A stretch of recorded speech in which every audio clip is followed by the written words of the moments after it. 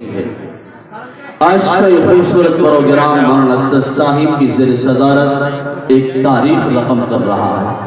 जब भी सरज़मीं की तारीख लिखी जाएगी, इस जामिया अबू हुरैरा रज़ी अल्लाहु अन्हु के ज़ेर एहतमाम होने वाले प्रोग्राम को फरामोश नहीं किया जा सकता। आइए हाज़रीन, हमारे मेहमान मोहतरम करम फरमा पैकर इखलास वफा सर चश्मा अखलाक मुरब्बत ज़ुल इल्म वल मर्तबत वो शख्सियत जहाँ से वाज़ो खिताबत तबलीग व इरशाद सलाह व इस्लाह के तेज धारे उगला करते हैं। हजारों के मजमे को संजीदगी बख्शी जाती है, जिन पर नाज़ा हो शराफत, उनका अंदाज, उनका लबो लहजा, ऐसे लोग बड़े कम हुआ करते हैं। ये सारी चीजें अगर आपको देखनी है तो सिर्फ मुफ्ती अब्दुल समी साहिब की शक्ल जब हम सबके सामने उभर करके सामने आती है तो ये सारी चीजें हम आहंग हुआ चाहती है। उस एहतराम के साथ जो दिल की गहराइयों से तुलू होता है, हजरत वाला से गुजारिश कर रहा हूँ तशरीफ लाएं इस तमहीद के साथ कि बहारें जिनकी आमद पर सदा खुशियां मनाती हैं, वो जिन राहों से आती हैं वो राहें मुस्कुराते हैं, वही अब रूबरू होंगे हमारे देखना यारो। फजाएं जिनके अंदाज़े बयां पर झूम जाती है। हजरत वाला तशरीफ लाएं और अपने खिताब से सामीन को महसूस फरमाएं।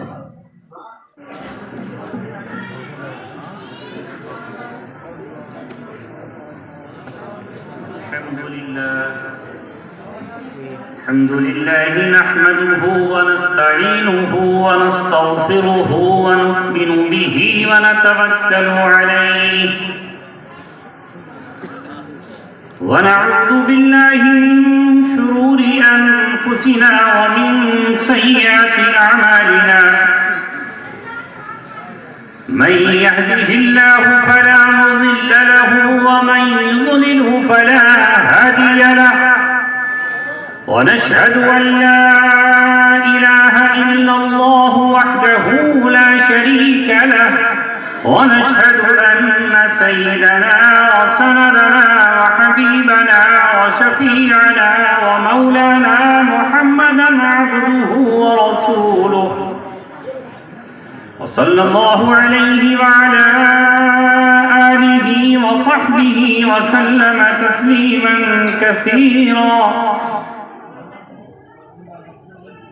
أما بعد قال الله تبارك وتعالى في كتابه الكريم وتلك الأيام نداولها بين الناس صدق الله مولانا العلي العظيم।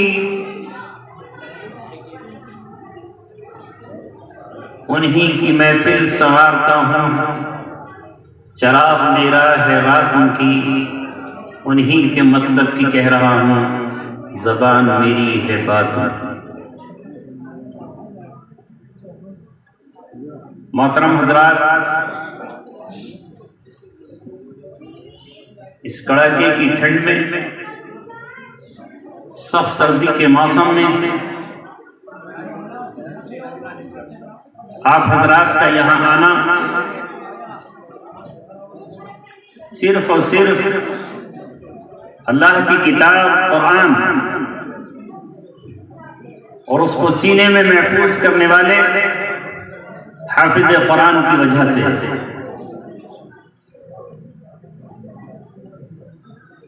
जहां तक तकरीर खिताब का ताल्लुक है तो मैं अपने आप में समझता हूं कि उसकी जरूरत नहीं है।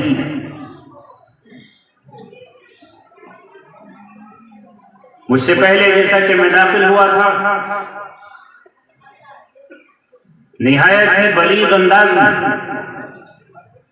ऐ मूसापुर के लोगों और अतराफ से आए हुए मुस्लिम नौजवानों, आपको बताया जा चुका है और समझाया जा चुका है, लेकिन मैं इस गांव में आज 8 या 9 साल के बाद फिर दोबारा दाखिल हुआ हूं। ये छोटे बच्चे जिनकी उम्र 7-8 साल है, ये मुझे नहीं जानते, इसलिए कि 7 साल आंखें इस मंजर को देखने के लिए मेरी तरसती रही। मैं रब के सामने रोता रहा, गिड़गिड़ाता रहा, अपने रब से दुआएं करता रहा। आप हजरात की जियारत और इस मदरसों की चाहत दीवारी और इसमें पढ़े जाने वाले अशार, यहाँ पढ़ी जाने वाली नातें, यहाँ तिलावत किया जाने वाला कुरान, जिससे हमें महरूमी हो गई थी। आजादी की नेमत क्या होती है, आजादी अल्लाह तबारक व तआला की कितनी बड़ी नेमत है, उसका एहसास उस परिंदे को हो ही नहीं सकता जो किसी सयाद के पिंजरे में कभी फंसा ही ना हो और जिसे कभी कब्ज़ में जाने का इत्तेफाक ना हो। बाप क्या होता है, उसका साया कितनी बड़ी नेमत होती है, ये वो नहीं जान सकता जो अपने बाप की उंगली पकड़कर ईदगाहों में जाता हो, जुमे की नमाज में जाता हो। यतीमी क्या होती है, उसका एहसास क्या होता है, ये वही बच्चा जानता है जो अपने बाप की शफ़क़तों से, उसके साए से महरूम होता है। ये मासूम बच्चा जिसने अपने बाप का जिक्र किया, जिसकी आवाज से हमारे दिल मसरूर हुए, हम महजूज हुए। मुझे इसका एहसास इसलिए हुआ कि इस बच्चे पे क्या गुजर रही होगी। रब इस बच्चे को कामयाबी अता फरमाए, अपनी सरपरस्ती में ले। मैंने इसके सर पे हाथ इसलिए नहीं रखा कि ये एक शायर है, मैंने हाथ इसलिए रखा कि मेरे नबी मोहम्मद सल्लल्लाहु अलैहि वसल्लम ने फरमाया कि जो किसी यतीम के सर पे हाथ रख दे, जितने बाल उसके हाथ के नीचे आएंगे उतनी नेकियां उसके नामे आमाल में लिख दी जाएंगी।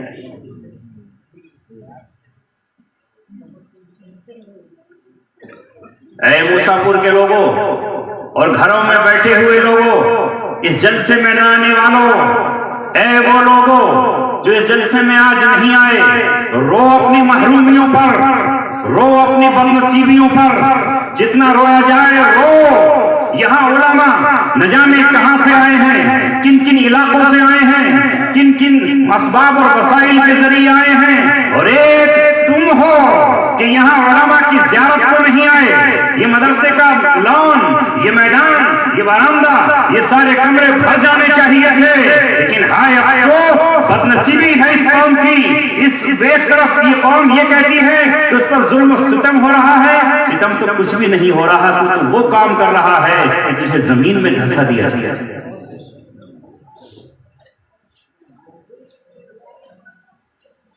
जब 2 साल पहले कोरोना आया तो हर शख्स रो रहा था, ये अजाब कहां से आ गया। भूल गए वो वक्त जब मस्जिदों में सिर्फ 5 आदमी को जाने की इजाजत थी।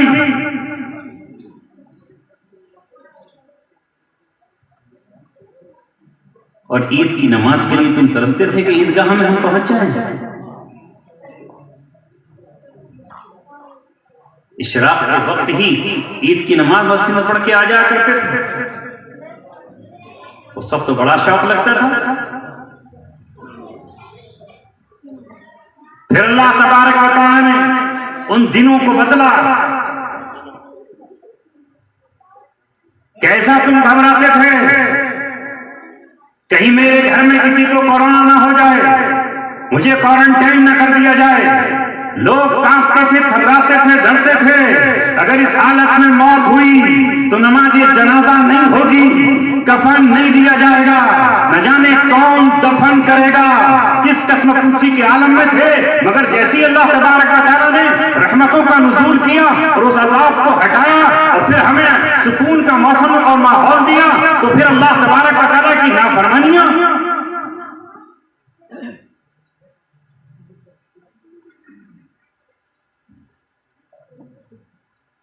अभी जरा बुला लीजिए यहां पर, सलमान खान आ जाए फिर देखना। वो तो चलो खूबसूरत है, आमिर खान आ जाए फिर क्या होगा।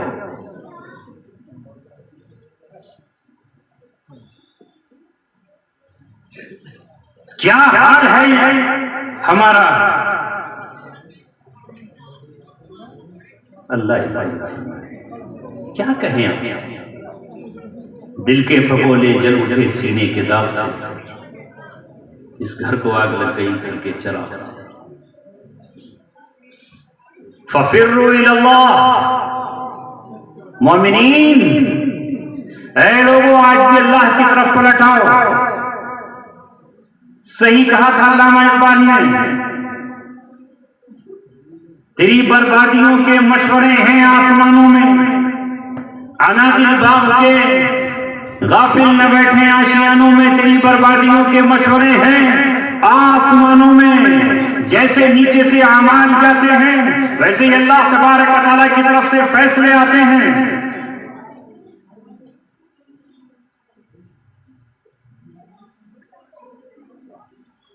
मैं तो आज तक़रीर करने हाजिर नहीं हुआ, कुछ कहने नहीं आया। मेरे दिल में इतने जख्म हैं कि आपके पास तो उस पर रखने के लिए मरहम भी नहीं है। इतना दर्द है कि दर्द की हर टेस हर कसक आंसू बनकर आंखों से छलकी है और छलकती रहती है।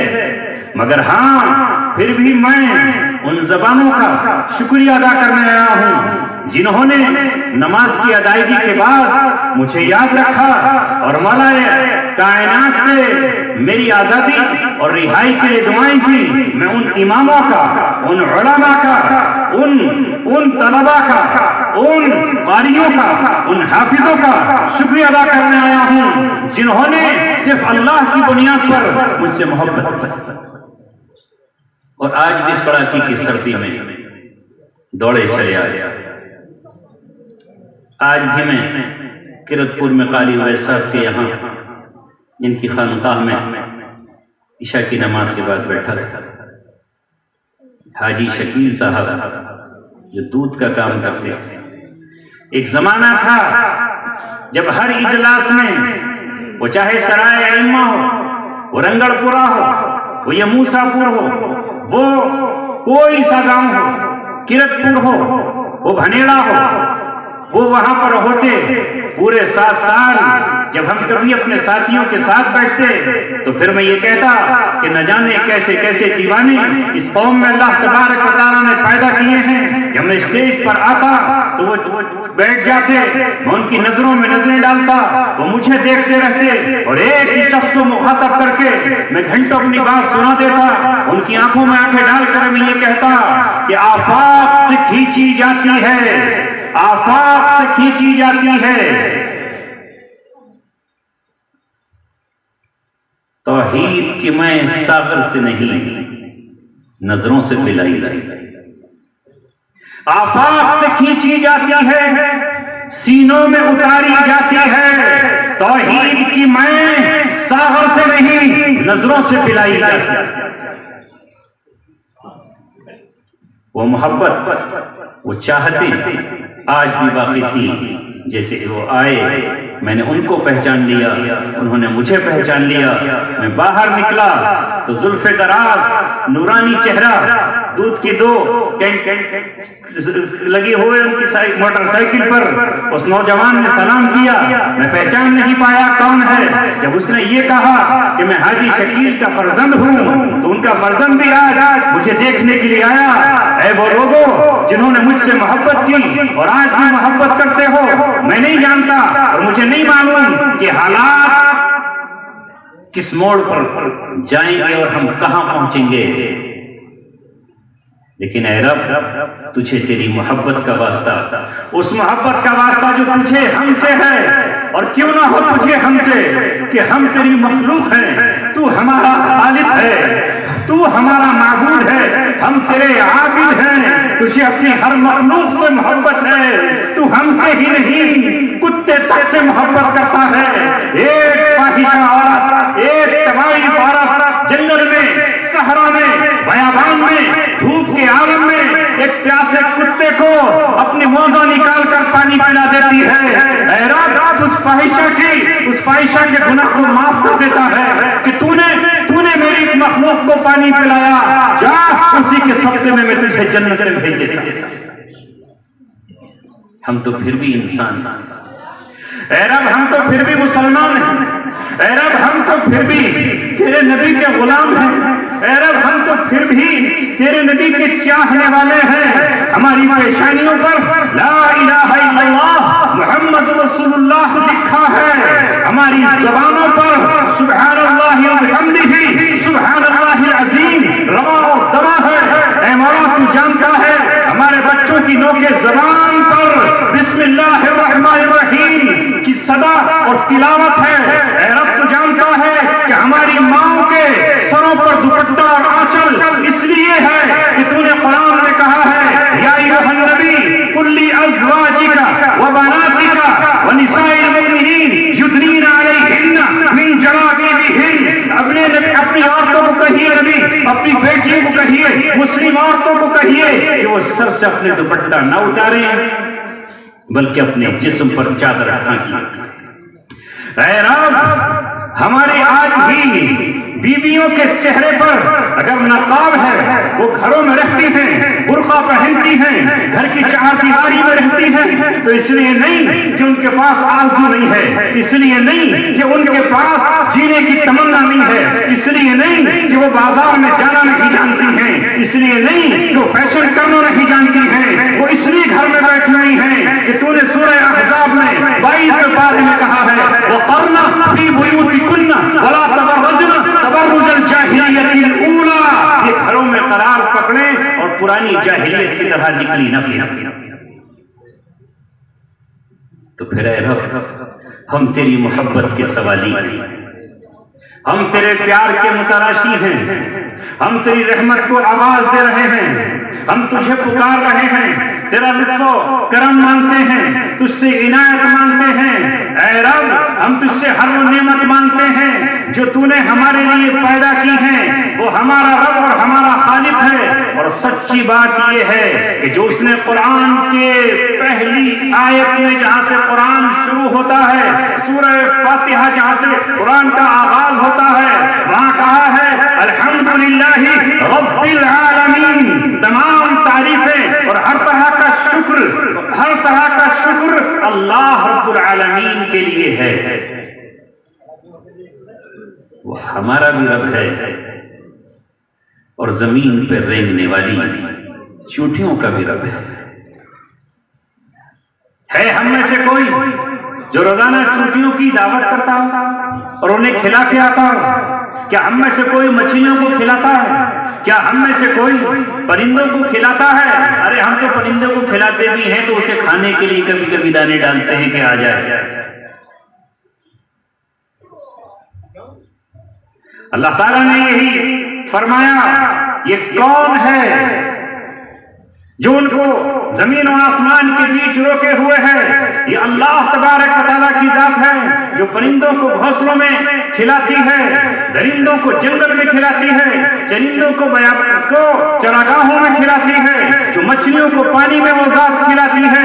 और ऐ इंसानों, तुम नहीं हो रब, तुम नहीं हो खालिक, तुम नहीं हो मालिक, तो अल्लाह तबारक व तआला मालिक है। इंसान तो इतना इंसान आजिज और नाकिस है कि वो अपने मुंह तक भी अपना रोटी का लुकमा नहीं ले जा सकता अगर रब इस हाथ को उठने की इजाजत दे।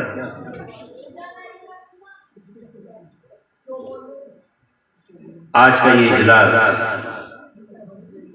इन बच्चों की दस्तारे फजीलत के मुबारकबादी के लिए कायम किया गया है। और मैं आज अपनी सादत समझता हूं कि उस रब ने जिसके लिए हमने बरस दुआएं मांगी, उस अल्लाह ने ये मौका दिया। जहां हम थे वहां ऐसे मौकों के लिए तरस रहे थे। 2018 में मैंने नमाज बकरीद जेल नंबर 1 में पढ़ाई थी। उस 18 के बाद कोई इज्तिमाई इजलास हमें नहीं मिल सका, इसलिए कि 2019 में हम मडोली भेज दिए गए और 2020 में कोरोना आ गया। और कोरोना के बाद वो जो हमें ईद के दिन, ईद और बकरीद पर आजादी मिलती थी, जहां चंद मुस्लिम नौजवानों को हम खिताब किया करते थे और उनको समझा करते थे, मुसलमानों ये हाथ अल्लाह तबारक किस हाथ से तुम किसी अपने भाई का कत्ल करो। ये हाथ इसलिए नहीं है कि तुम किसी की चोरी की स्कूटी चुराओ और यहाँ जेल में चले आओ। ये हाथ इसलिए नहीं है कि किसी मजलूम पर तुम जुल्म और सितम करो। अल्लाह तबारक व तआला ने तुम्हें ईमान की दौलत से नवाजा है, तो नशे के लिए क्यों किसी के सामने भीख मांगते हो? उठो और आज तौबा करो इस मजलिस में कि आज के बाद दोबारा यहाँ नहीं आएंगे। तुम्हें नहीं मालूम तुम्हारी माँ ईद के दिन तुम्हारे लिए कितना इंतजार करती है। तुम्हें नहीं मालूम तुम्हारी बीवी के आंसू उस दस्तरखान पर गिर जाते हैं और वो खाना नहीं खाती। तुम्हारे बच्चे इंतजार करते हैं। रब्बे दो जहां की कसम, अल्लाह तबारक व तआला हमें फख्र से बचाए, हमें नाज से बचाए, लेकिन तहदीस फिर नेमत के तौर पर हमें याद करते हैं कि न जाने कितने नौजवानों को शराब से तौबा करने की तौफीक मिली, न जाने कितनों ने चोरी से तौबा की, न जाने कितनों ने कत्ल से तौबा की। और फिर वो जब हमसे मुलाकात करते थे ये कहते थे कि आपकी आमद से पहले हम जेल में फख्र किया करते थे कि हम 302 में आए हैं। आज 302 कहते हुए हमें शर्म आती है। नारे तकबीर, नारे तकबीर। मुफ्ती अब्दुल सनी साहिब। तो मैं फिर बार बार अर्ज कर रहा हूं कि मैं तुम इन बच्चों के सर पे हाथ रखने के लिए हाजिर हुआ जिनके लिए मेरी नजरें तरस गई, आंखें तरस गई, कान इस कुरान की तिलावत को तरस गए। तिलावत थी तो अपनी ही तिलावत थी, तन्हाइयाँ थी, मायूसियाँ थी, मजबूरियाँ थी, माजूरियाँ थी, चाहकर भी कुछ नहीं कर सकते थे। ऐ आजाद फजाओं में रहने वालों, उस दिन हम ये सोचा करते थे कि रब तूने जो मोहलत दी थी नेकियां कमाने की वो आज खत्म है। तूने जो मौका दिया था हमें किसी बेवा के सर पे दुपट्टा डालने का वो आज खत्म है। ऐ मौला तूने जो मौका दिया था किसी यतीम के सर पे हाथ रखने का, आज किसके सर पे हाथ रखें? तूने मौका दिया था मदारिस में दुआएं करने का, वो मौका आज हमारे पास कहाँ है? जब मैं अखबार में पढ़ता कि आज फला गांव में, आज फला मदरसे में फला आलिम ने तकरीर की है, आज फला और फला बुलाए गए हैं, आज मौलाना जुबैर की तकरीर हुई है, आज मुफ्ती मुजम्मिल को बुलाया गया है, तो हजरतों के साथ एक आग निकलती, सरदार ठंडी आग। ऐरत कभी हम भी इन्हीं मकामात पर हुआ करते थे, न सुबह देखते न शाम देखते, एक जा रखते नहीं, आशिक़ बदनाम कहीं, दिन कहीं रात कहीं, सुबह कहीं शाम कहीं। वो कौन सा गुनाह था जिसकी पादाश में हम पाबजोरा हो गए? वो कौन सी हमसे से खता सरजद हुई थी रब, उसे माफ कर दीजिए। अल्लाह तबारक व तआला से अपने गुनाहों की माफी।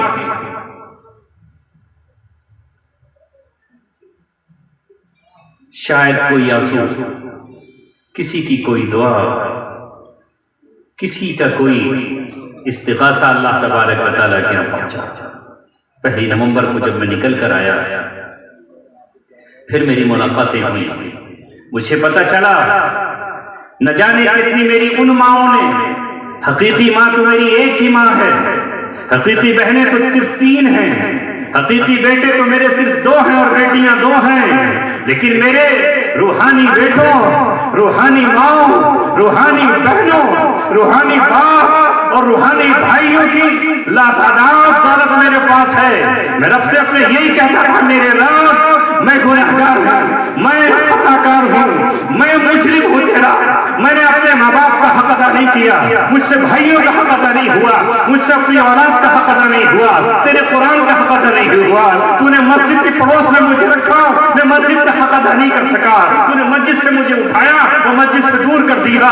आज है मेरे रब, मैं मस्जिद के दीदार को, मस्जिद में कदम रखने को, मस्जिद की इमामत को, मस्जिद की अजान को, मेहराब को और उसके मिंबर को तरस कर। मैं गुनहगार और खताकार हूं, मगर मेरी किसी रूहानी माँ और रूहानी बेटी या किसी रूहानी भाई की दुआ कबूल करी। जब आया तो यहां मालूम हुआ कि हर शख्स कहता है हमने दुआएं की, मस्जिदों के इमामों ने बताया, उनके मुक्तदियों ने कहा, हम दुआएं करते रहे। हालांकि मैं ये समझ बैठा था इस तन्हाई के अरसे में कौन मुझे याद रखेगा? मैं हूं क्या? मेरी पहचान क्या थी? एक अदना सा शख्स जिसकी अपनी कोई पहचान नहीं, उसे कौन क्यों याद रखेगी? मैं आप तक पैगाम पहुंचाता तो कैसे पहुंचाता? मेरे पास जरिए वसाइल नहीं थे, मगर जान लिया आज वहां रहते हुए भी और यहाँ आने के बाद भी कि दिलों में मोहब्बत डालना उस रब्ब अजीम का काम है और मोहब्बतें निकाल देना भी उस रब का काम है। वो जिसके दिल में चाहे मोहब्बतें डाल दे, वो अजमतें डाल दे, वो इज्जतें डाल दे।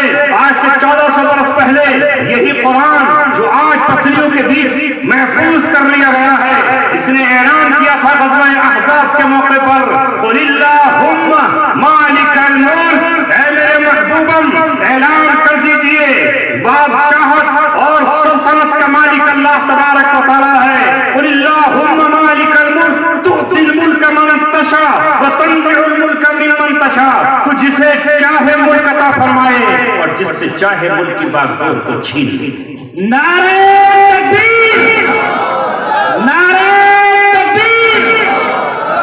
उलमा देवबंद, मुफ्ती अब्दुल समी साहिब, नारे तकबीर।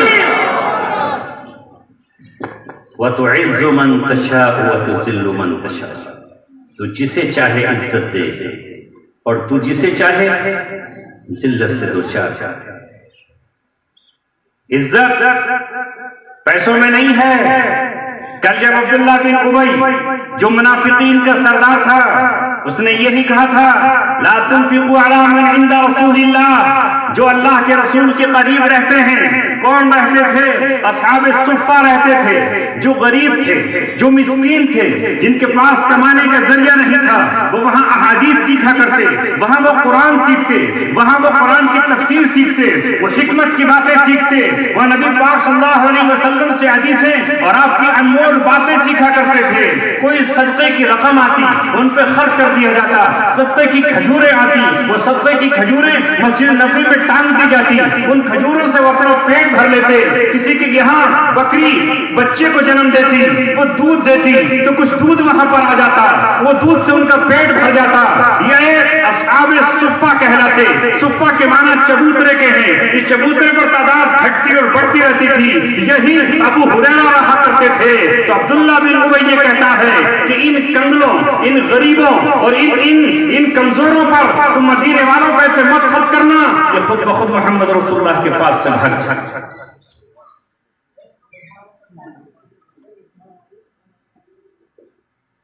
उस वक्त कुरान करीम ने कहा, वलिल्लाहि खज़ाइनुस समावाति वल अर्ज़। अरे तुम्हारे देने और ना देने से क्या होता है?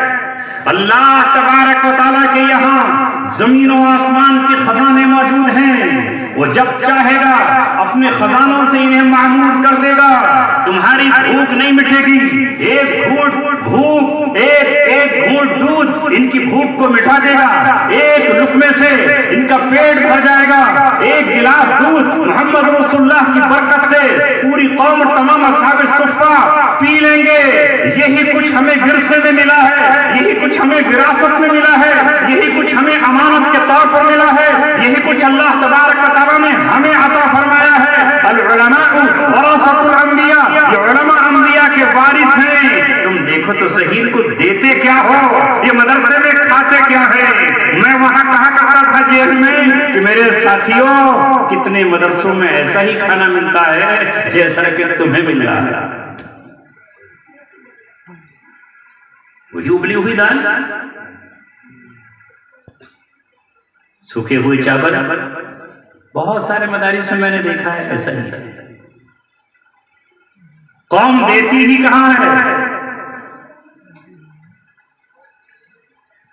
हाँ, जब कोई मर जाए और उसे जन्नत में पहुंचाने की जरूरत पेश आ जाए तो चलो भाई, अब जरा मदरसे के बच्चों को भी याद कर लिया जाए। और जब सारे मेहमान किसी के वलीमे में, किसी के अकीक़े में, किसी के मंगनी में, किसी की शादी में खाकर चले जाएं और जब उसमें से कुछ बच जाए जिसे गांव वाले लेना पसंद न करें, तो जरा इसको उठा करके मदरसे में भी दे दो। वही तुम्हारा बचा हुआ, वही तुम्हारा रूखा सूखा खाकर, कपड़ों पे पैमन लगाकर और अपने कपड़ों को बोसीदा रखकर ये उलमा सुबह शाम इन मासूम बच्चों के सीनों में कुरान को मुंतकिल करते रहते हैं, खुद उसको पढ़ते हैं, ये बच्चे उसे रखते रहते हैं। ऐ लोगों, जैसे कि अभी उन्होंने शायर साहब ने कहा था कि आप कुछ नहीं दे सकते, मत दो, ये आपसे मांगने वाले नहीं हैं, ये तो अल्लाह तबारक व तआला के मेहमान और जो मदरसे वाले हैं वो इनके मेजबान। हमने सौदा किया है अल्लाह तबारक व तआला से। दुनिया में नेमतें तू दे या न दे, हम तुझसे कोई शिकवा नहीं करते, लेकिन ऐ मौला आखिरत की नेमतें हमें अता कर देना, आखिरत में जन्नत की नेमतें हमें अता करना। जब साहिब कुरान से उस वक्त पता चलेगा ये कौन था। हमारे यहाँ अगर किसी कस्बे के चेयरमैन साहब आ जाए, गांव की लाइन लग जाएगी। अगर कोई मंत्री साहब लाल बत्ती लेकर के होटर बजाते हुए आ जाया करे, वाह वाह, फिर क्या है, उनके इस्तकबाल का क्या आलम होगा। घरों पर जो है वो लोग फिर रहे होंगे। मगर कोई फटे टूटे हाल में मौलवी इधर से गुजर जाए, ये तो मौलवियों ने मजबूरी के आलम में, पहले मौलवी साइकिल से चले जाया करते थे, बसों से चले जाया करते थे, मगर जब तुमने ठोकरों ही को डालना शुरू कर दिया तो उन्होंने भी कहा कि हम भी अब 4 पहिए की गाड़ी से कम आ जाए।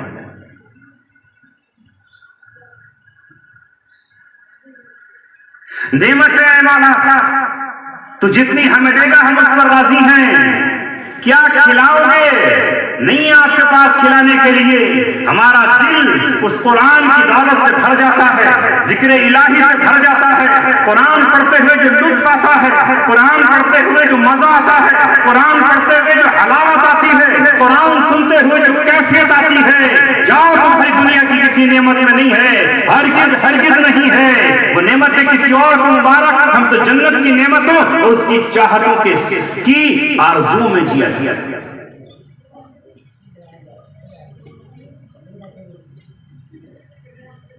लोगों को ईद मुबारक, बकरीद मुबारक, शादियां मुबारक, मंगनियां मुबारक, अकीक़े मुबारक, यहां तक कि छठी भी मुबारक।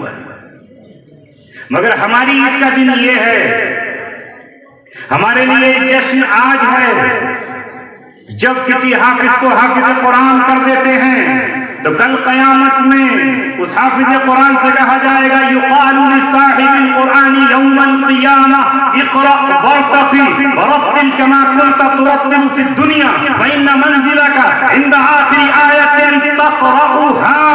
ऐ हाफिज कुरान, कुरान को पढ़ता चला जा, जन्नत के दर्जों पर चढ़ता चला जा, कुरान को पढ़ता चला जा और जन्नत के दर्जों पर चढ़ता चला जा।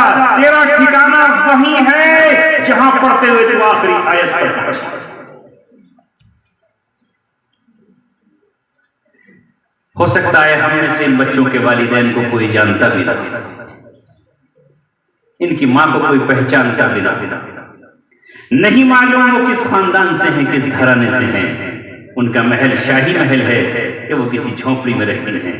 आज उनकी कदर और कीमत हमें नहीं मालूम, लेकिन कल क़यामत में हाफिज कुरान के वालिदैन को उल्बिसा ताजन यौमल क़ियामह, उल्बिसा वालिदाहु ताजन यौमल क़ियामह। क़यामत में हाफिज कुरान के वालिद को ऐसा ताज पहनाया जाएगा, ऐसा ताज पहनाया जाएगा कि जिसकी रोशनी इस सूरज की रोशनी से भी कई सौ गुना ज्यादा। सरकार मदीना फरमाते हैं, अगर ये सूरज तुम्हारे घर में आ जाए तो कैसी रोशनी। यहां तहदीस बिन नेमत के तौर पर एक बात अर्ज करता हूं।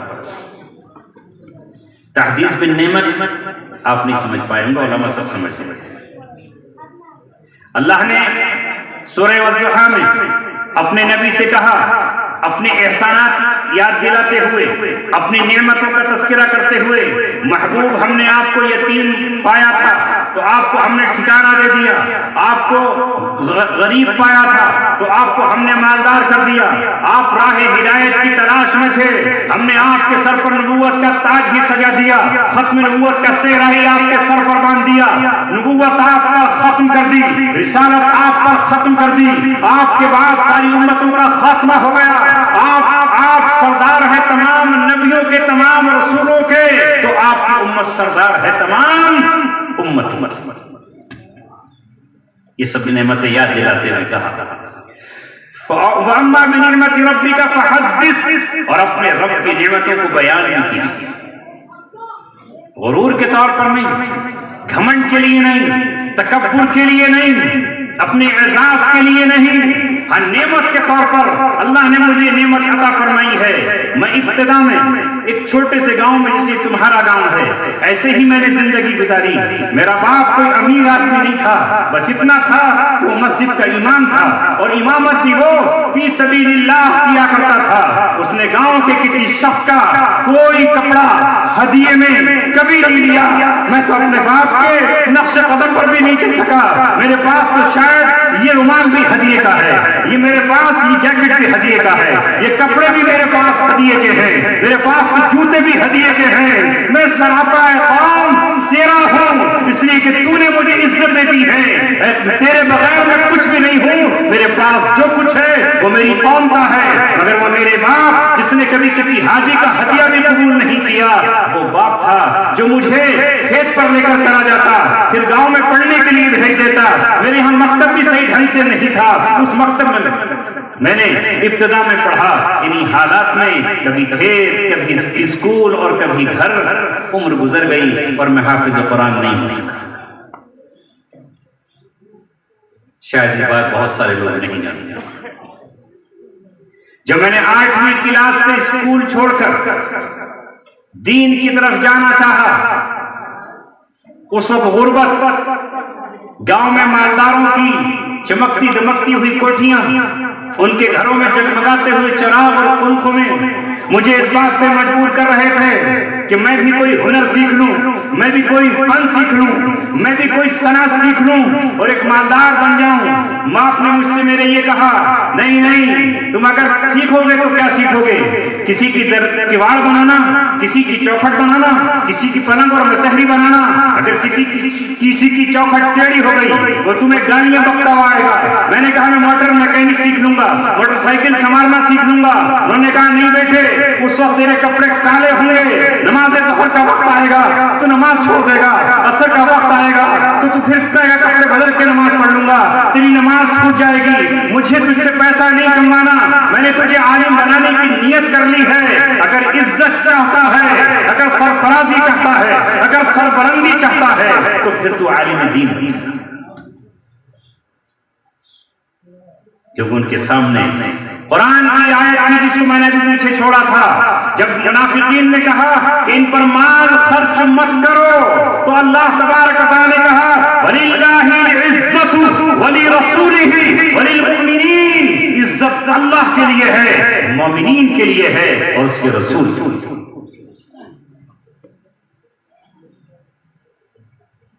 बादशाह इज्जत पाले ये जरूरी नहीं है। जालिम को कोई दुआ भी दे दे सवाल ही पैदा नहीं होता, उसके लिए तो दिल से बद्दुआएं ही निकलती हैं। बहरहाल फिर मैंने वालिद से कहा कि मैं कुरान पहले हिफ्ज कर लेता हूँ, तो उन्होंने कहा कि मेरी उम्र भी ज्यादा है, बीमारी है, न जाने कितना वक्त उसमें लगे, और कुरान के खाली अल्फाज पढ़कर तुम हाफिज तो बन जाओगे, लेकिन कुरान के माना, उसकी तफसीर, उसकी हिकमत नहीं जान पाओगे। पहले आलिम बन जाओ, फिर अगर मौका दे अल्लाह तबारक व तआला तो उसके बाद भी हिफ्ज हो जाता है। बाज़ लोगों ने आलिम बनकर भी हिफ्ज किया। चूंकि बाप थे, मेरी उम्र लाशऊरी की थी, मैंने अरबी पढ़ना शुरू कर दिया। वक्त गुजरता चला गया, फारिग हो गए, और उसके बाद फिर जिंदगी में हंगामे शुरू हो गए। शादी हो गई, कमाने की फिक्र, जल्द से जुलूस शुरू हो गए और मौका नहीं आया। मैं तमन्ना करता रहा काश मैं हाफिज होता। जब रमजान आता तो मैं मचलता कि काश मैं हाफिज होता तो कुरान करीम तरावी में सुना था। इसी आरज़ू में मैंने सोचा कि मेरा भाई छोटा हाफिज हो जाए, 6 पारे हिफ्ज़ किए लेकिन नहीं कर सका। फिर मेरी आरज़ू रही तो ही हाफिज हो जाए। तो सबसे पहले अल्लाह तबारक व तआला ने मेरे उस भांजे को, जिसकी बहन ने मेरी रहनुमाई की थी, आज भी मुझे वक्त याद है कि चारपाई के पास खड़े होकर मेरी उस बहन ने मुझसे ये कहा था, ऐ मेरे छोटे भाई, गांव की मुसल्ले की विरासत कौन संभालेगा? तेरे बाप इमाम हैं, अगर तूने नहीं पढ़ा, चचाजाद भाइयों में कोई हाफिज नहीं है, तायाजाद भाइयों में कोई हाफिज नहीं है, अगर बाप की विरासत संभालना चाहता है तो मदरसे चला जा। मैंने उसी औकात से कहा, आज के बाद कल इंशाअल्लाह मदरसे का रुख करेंगे और उसके बाद वहां इल्म दीन हासिल करेंगे। लिहाजा उस बहन का बड़ा बेटा हाफिज हुआ जो जिसने गांव में कुरान सुनाया। मेरी आरज़ू ये थी कि कुरान सुनाते वक्त हम कोई हदिया और खिदमत न दें। जब उसने पहला कुरान सुनाया तो उसके बाप ने लड्डू तकसीम किए और हमने सुनने वाले को खुद कपड़े बना। फिर आरज़ू थी अल्लाह औलाद देगा तो उसे हाफिज बनाएंगे। अल्हम्दुलिल्लाह मेरे दोनों बेटे इस वक्त कुरान के हाफिज हैं। मैंने अपने ताज का इंतजाम अल्लाह के फजल, उसकी रहमत, दिल की आरज़ू और तमन्नाओं और आंसू की बरसात में अल्लाह ने कर दिया। लेकिन फिर मुझे वही बात याद आई कि हाँ, वो मेरे सरकत पे ताज का तो इंतजाम हो गया, लेकिन मेरे बाप का तो कोई बेटा हाफिज नहीं हो सका। इसके लिए मैं रोता, इसके लिए मैं तड़पता, कभी पछताता। खलवत की जिंदगी नहीं मिल सकी, जलवत की जिंदगी थी, सुबह कहीं शाम कहीं, एतिकाफ नहीं कर पाता था। तो मेरे रब ने फिर ये कहा कि तेरी ये आरज़ू बाहर रहते हुए तो पूरी नहीं हो सकती, आज चल तुझे खलवत में ले चलते हैं। जब मैं रिमांड पर पहली मरतबा गया, मैंने कुरान मांगा, कुरान पढ़ना शुरू किया और उसी वक्त मैंने नियत कर ली कि जेल में अगर अल्लाह ने मुझे ज्यादा दिन रखा तो इंशाअल्लाह कुरान हिफ्ज़ करके वापस लौट पड़ा। नारे तकबीर, नारे तकबीर। मुफ्ती अब्दुल सलीम साहिब, मुफ्ती अब्दुल सलीम साहिब, हाफिज़ कुरान मुफ्ती अब्दुल सलीम साहिब। लेकिन वो कुरान हिफ्ज़ तो हो गया अल्हम्दुलिल्लाह, अल्लाह का फजल, उसका शुक्र। लेकिन जब पहली मेहराब हमने जेल नंबर 8 में सुनाई तो उस वक्त हमारी दस्तार बांधने के लिए न कोई बाप था, न वहां माँ की खुशियां थी, न वहां बीवी थी, न वहां कोई औलाद थी, न वहां हमारे पास मिठाइयां थी, न हमारे पास इस तरह के हार फूल गजरे कोई डालने वाला था, सिवाय उन कैदियों के जिन्होंने दरखास्त की थी कि हमें आप कुरान की नमाज में, तरावी में आप कुरान सुना दें। अल्हम्दुलिल्लाह उस साल 2 बैरिकों में कुरान हुआ। एक मेरा ही मुकदमेवार था भोपाल का, वो हाफिज कुरान था, उसने कुरान सुनाया, और दूसरी बैरिक में मैंने कुरान सुनाया। और उसके बाद जब भी अल्लाह तबारक व तआला ने वह मौका दिया, मैं कुरान सुनाता रहा। अल्लाह तबारक व तआला मुझे कुछ भी अता न करता तो ये नेमत मेरे लिए बहुत बड़ी नेमत है।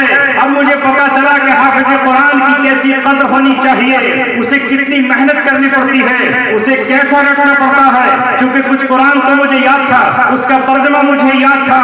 ये बात मैं तहदीद में नेमत के तौर पर कहता हूं मैं कि 3 महीने 28 दिन में अल्लाह तबारक व तआला ने पूरा कुरान मुझे हिफ्ज़ करा।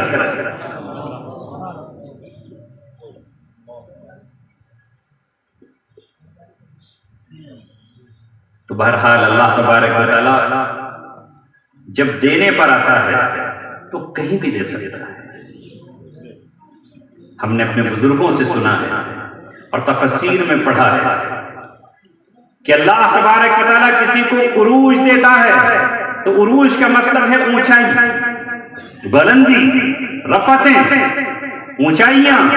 अल्लाह किसी को कहीं भी देगा, जरूरी नहीं है कि ऊंचाई पर ले जाकर ही दे। हर नबी को मेराज हुई, यूसुफ अलैहिस्सलातु वस्सलाम को मेराज कुएं की गहराई में हुई, जिस वक्त उनके भाइयों ने उसके हाथ पकड़ करके कुएं में डाल दिया, वो उनके लिए मेराज थी। हजरत अय्यूब अलैहिस्सलाम को मेराज 7 साल बीमारी के आलम में हुई, और हजरत इस्माइल ज़बीहुल्लाह को मेराज छुरी के नीचे लिटाकर अल्लाह तबारक व तआला ने अता फरमाई। इब्राहीम खलीलुल्लाह को मेराज आग के शोरों में गुले गुलजार बनाकर हुई, और मोहम्मद रसूलुल्लाह का जब वक्त आया तो इस कायनात की सांसों को रोक दिया गया, इसकी चाल को बंद कर दिया गया, और बुराक से लेकर के रफ़त तक, और अल्लाह तबारक व तआला ने आपको मेराज की रात मेराज वो है जहां से उसकी तरक्की शुरू हो। मेराज कहते हैं सीढ़ी को, जीने को, लिफ्ट को, जिसके जरिए आदमी ऊपर जाता है। तो अल्लाह तबारक व तआला बुलंदियां जिसको अता करता है तो किसी अंदाज से भी अता कर सकता है, यह अल्लाह तबारक व तआला चाहता है। बस मैं अपनी बात को मुख्तसर करते हुए आपसे दुआ की फिर दरख्वास्त करते हैं। मैं जब यहां आया तो मुझे चंद लोग देख करके मायूसियां हुई, हाय रब, फिर मायूसियों के बाद फिर मायूसियां, मगर फिर ये आप बच्चों का खड़ा हो जाना, आपका सिमट जाना और अब मलाइका का आपके पास आ जाना, मैंने अपने दिल की बातें कह ली। दिल का बोझ हल्का हो गया, जो गम की चादर थी वो हट गई और अल्लाह तबारक व तआला ने फिर से मुझे आपसे कुछ कहने का मौका इनायत किया। मैं फिर आपसे दरख्वास्त करता हूँ कि मुझे और हम जैसे लोगों को अपनी दुआओं में जरूर याद किया। उम्मत आज भी मुखलिस है, आज भी आप मुखलिस हैं। मैं किसी को देखता हूं कोई हाथ छोड़ने लगता है, हम इस लायक नहीं, कोई जूतियां उठाने लगता है, मगर वो वक्त भी गुजरा हम पर, यही तो याद आता था। देखिए वो कैद की जिंदगी आम आदमी के लिए जिंदगी उतनी कठिन नहीं है जिसके लिए उसके लिए बहुत ज्यादा कठिन है, जो कभी इज्जतों के दौराहों पर खड़ा हो, कभी इज्जत की बुलंदियों पर खड़ा हुआ हो, जिसको वुजू कराने के लिए लोग हाथ में लोटे उठाते हों, इसकी जूतियां सीधी करते हों, जब बैठा हो तो उसके पैर दबाने लगते हों, लेकिन जब वहां तन्हाई में कसम खुशी के आलम में खड़ा है और न कोई पूछ रहा है, कोई तू तड़ाक बोल रहा है, कोई अबे तबे से भी बोल जाता है और कोई अनजाने में पहचानता ही नहीं कि ये है, तब याद आता है कि अल्लाह तबारक व तआला ही असल है। उस वक्त अपनी औकात का भी पता चला कि हम क्या हैं। अल्लाह तबारक व तआला से हम सबको आफियत मांगना चाहिए। तो मेरे दोस्तों, मुझे मालूम हुआ यहाँ बच्चियों की भी तालीम का इंतजाम है और बच्चों की भी तालीम का इंतजाम है।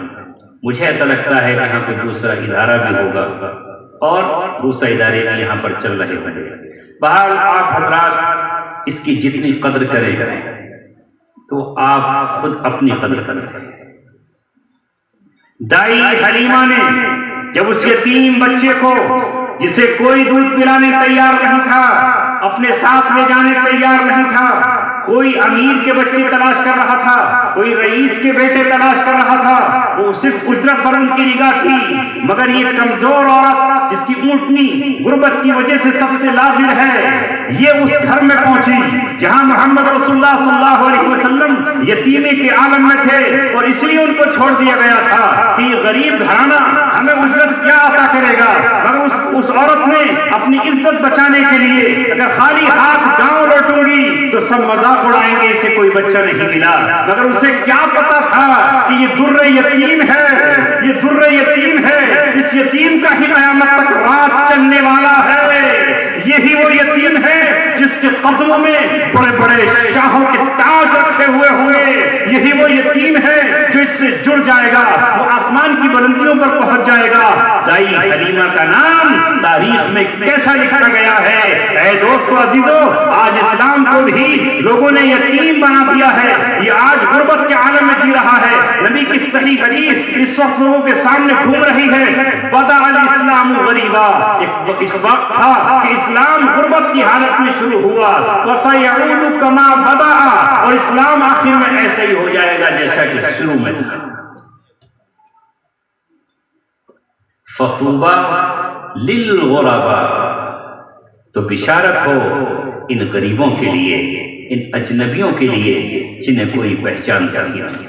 तो जो भी आज इन मदरसों से चिमट जाए, इन हुफ्फाज की इज्जत करे, मस्जिद में पढ़ाने वाले इमामों की इज्जत करे। सच्ची बात तो यह है कि इमामों, कारियों, हाफिजों की अजमत अब मेरे दिल में बैठी कि कितनी बड़ी खिदमत अंजाम दे रहे हैं। सुबह का जब सहर होता है, अंधेरी रात के बाद जब सुबह का उजाला आता है, कौम सोई हुई होती है, यही मुअज्जिन जिसे आप समझते हो कि हमने नालियां साफ करने के लिए रखा है, हमने सफाई बिछाने के लिए इसको बुला रखा है, मस्जिद में सबका कोना टेढ़ा हो जाए। 3 दिन पहले मैं नूरानी मस्जिद दिल्ली में गया तो एक आदमी दौड़ता हुआ आया और आकर कहने लगा कि जरा इस सफों को तो सीधा कर दिया होता। मैंने क्या कह रहे हैं, वो गलती हो गई साहब, मैं मुअज्जिन समझा। मैं उसकी खबर लेने ही वाला था कि उसने कहा मैं मुअज्जिन समझा, फिर वापस चला गया। अरे मुअज्जिन ही की जिम्मेदारी है तो सब सीधी करेगा, तू कौन है? ये दो आलम का ताजदार, कायनात जिस पे फख्र करती है, सूरज जिसे सलामी देता है, चांद जिसकी उंगलियों के इशारे से टुकड़े हो जाता है, वो मस्जिद नबवी में झाड़ू लगाता नजर आता है, वो मस्जिद की तामीर करता नजर आता है, वो मस्जिद में चटाई बिछाता नजर आता है। दो आलम का ताजदार बताता है कि मेरा घर नहीं है, ये अल्लाह का घर है। मगर आज दो कोड़ी का, जिसकी बीवियां उसके 4 ठोकरे मारती है और जो उसे घर से निकाल के बाहर करती है, जिसके बेटे उसे अबे तवे से बोलते हैं, वो मस्जिद में जाकर के इमाम को हुक्मरानी करता है, वो मस्जिद को हुक्मरानी करता है। और जलीलो ख्वार, कल क़यामत में तुझे पता चलेगा कि तूने मस्जिद को किस बुनियाद पे हक़ीर जाना, इसलिए कि वो आजान पढ़ता था। यही वो मस्जिद है कि जब क़यामत में इसका सर बुलंद होगा, ये इज्जत वाला होगा, और जहां जहां तक उसकी अजान की आवाज जाती थी, वहां तक की हर चीज उसके हक में शहादत और गवाही देगी।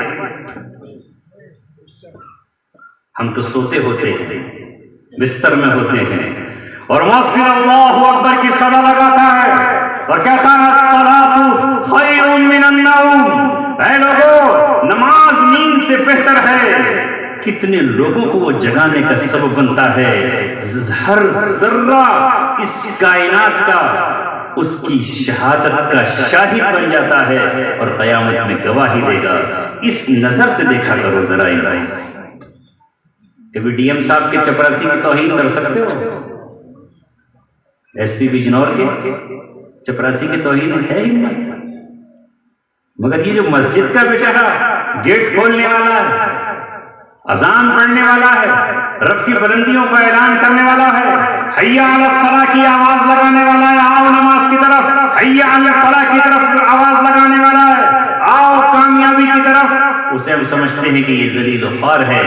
यही वजह है कि आज बहुत सारे हाफिज पढ़ते वक्त हजारों तरह के ख्यालात से दो चार जाते हैं। पढ़ने के बाद मिलेगा क्या? पढ़ाएंगे कहाँ? नौकरी कहाँ से मिलेगी? मगर अल्लाह का शुक्र है, अल्लाह बरकतें देता है, अल्लाह तबारक व तआला रिज़्क़ भेजता है। और फिर आप लोग हैरत से देखते हो कि हमारे कपड़े तो वाइट नहीं हैं, इनके तो वाइट है। क्या है ये? कहाँ से पहनते हैं इतने कपड़े? तनख्वाह कितनी भाई इमाम साहब की? तनख्वाह कितनी मंजी साहब की? कपड़े कहाँ से आ गए? तो मैं नहीं मालूम। अल्लाह तबारक व तआला, तुम समझते हो पैसों से कपड़े खरीदे जाते हैं? उनके पास सिले सिलाए कपड़े पहुंच जाते हैं, उन्हें सिलाई के पैसे नहीं देना पड़ते। मैं बैठा हूं आपके सामने, जिंदा मिसाल तहदीस में नेमत के तौर पर कहा, ये सब कुछ मेरा, यहां से लेकर के यहां तक और यहां से लेकर के यहां तक, ये सब हदिया। मुझे इसके खरीदने में पैसे नहीं देने पड़े। जब हम कहते हैं हदिया बताओ, कहते शर्मिंदा ना करो, मत बोलो। दवा ले रहे हैं तो डॉक्टर ही कहता है कि ना, ये मत कहिए, हम आपकी इतनी तो खिदमत कर सकते हैं। हकीम के पास जाते हैं, कहता है बस आइंदा मत कह देना कि इसकी दवा की कीमत क्या है, इसका हदिया क्या है। ये है वो बरकत, ये है वो इज्जत, ये है वो अल्लाह की दी हुई अज़मत। वलिल्लाहिल इज्जतु वली रसूलिही वलिल मुमिनीन। और यही बात मैं अपने साथियों से कहता हूँ, अपने उलमा और हुफ़्फ़ाज़ से अर्ज़ करता हूँ, मन कान लिल्लाह कान अल्लाहु लहू। जो अल्लाह तबारक व तआला का हो जाए, अल्लाह तबारक व तआला उसका हो जाता है। जो रिज़्क़ तुम्हारा मुक़द्दर है, वो 7 ताले तोड़कर भी, तमाम क़ैद और पाबंदियां तोड़कर भी तुम्हारे मुंह तक पहुंचेगा और अल्लाह तबारक व तआला पहुंचा कर रहेगा।